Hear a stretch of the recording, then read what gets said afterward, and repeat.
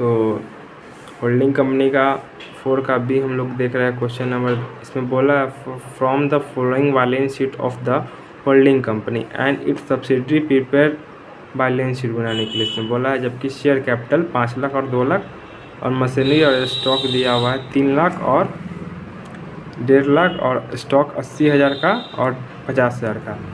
और इसमें बोला है जनरल रिजर्व 80,000 और 60,000, डेटर्स दिया हुआ 1,20,000 1,60,000 का, कैश दिया हुआ है 50,000 और 20,000 का। और आपका investment share in an limited 16,000 share है, 1,90,000, इसमें कुछ नहीं है। उसके बाद प्रॉफिट एंड लॉस और सन्ड्री क्रेडिटर्स है। तो आइए इसका हम लोग कैलकुलेशन देखते हैं। ये 4 का बी है क्वेश्चन। तो 4 का बी में हम लोग आ चुके हैं। तो इसमें आप लोग details pre acquisition period, post pre acquisition में कैपिटल प्रॉफिट आता है, पोस्ट एक्विजिशन प्रॉफिट में आपका रेवेन्यू प्रॉफिट रेवेन्यू रिजर्व आता है। तो जनरल रिजर्व आपका दिया हुआ है 60,000 रुपया और प्रॉफिट दिया हुआ है 70,000 रुपया, और दोनों को जोड़कर 1,30,000 आता है। 20% माइनॉरिटी का होता है तो 1,30,000 का 20% 26,000 होता है, और जितना बच गया माइनस करेंगे तो 1,04,000 रुपया, ये 80% ऑफ होल्डिंग कंपनी का आता है। तो उसके बाद हम लोग वर्किंग नंबर 1 में आएंगे। तो computation of goodwill and capital reserve. तो cost of equity share acquired दिया हुआ है आपका 1,90,000 दिया हुआ है एन लिमिटेड का, आप लोग देख सकते हैं क्वेश्चन में दिया हुआ। उसके बाद लेस करेंगे paid up value of equity share acquired 16,000 गुने 10 1,60,000। कैपिटल प्रॉफिट मैंने निकाला था 1,04,000 और दोनों को जोड़ के 2,64,000 आता है। तो ये 74,000 आपका कैपिटल रिजर्व आ गया है। तो कैपिटल रिजर्व आने के बाद उसके बाद हम लोग वर्किंग नंबर 2 में जाएंगे। तो कंप्यूटेशन ऑफ जनरल रिजर्व। तो general reserve of holding company 80,000, revenue reserve तो कुछ है नहीं तो पूरे 80,000 रुपया हो जाएगा। उसके बाद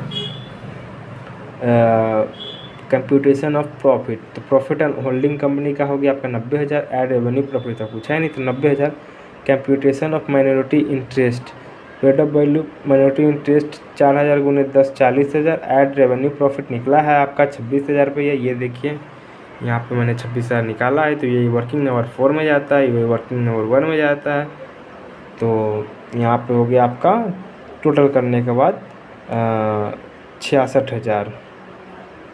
तो आप लोग इसका पिक ले सकते हैं।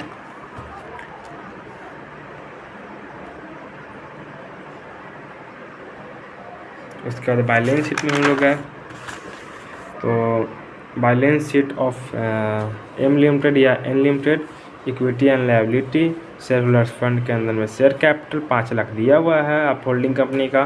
कैपिटल रिजर्व मैंने निकाला है 74,000। जनरल रिजर्व वर्किंग नंबर 2 में 80,000 मैंने निकाला है। Statement of P&L 3 working number 3 में आता है, ये 90,000 आता है। माइनॉरिटी इंटरेस्ट का 66,000 आता है। और सैलरी क्रेडिटर्स को जोड़कर आपका आता है 1,20,000, 70,000 और 50,000 दिया हुआ है। तो ये 9,30,000 रुपये आपका टोटल होता है। उसके बाद एसेट के अंदर में हम लोग आते हैं। तो नॉन करेंट एसेट दिया हुआ है मशीनरी H+S 4,50,000, स्टॉक H+S मतलब holding plus subsidy 1,30,000, cash H+S 70,000 और डेटर्स आता है आपका 2,80,000 का। तो टोटल करने के बाद 9,30,000 आता है। तो इसका आप फोटो ले सकते हैं।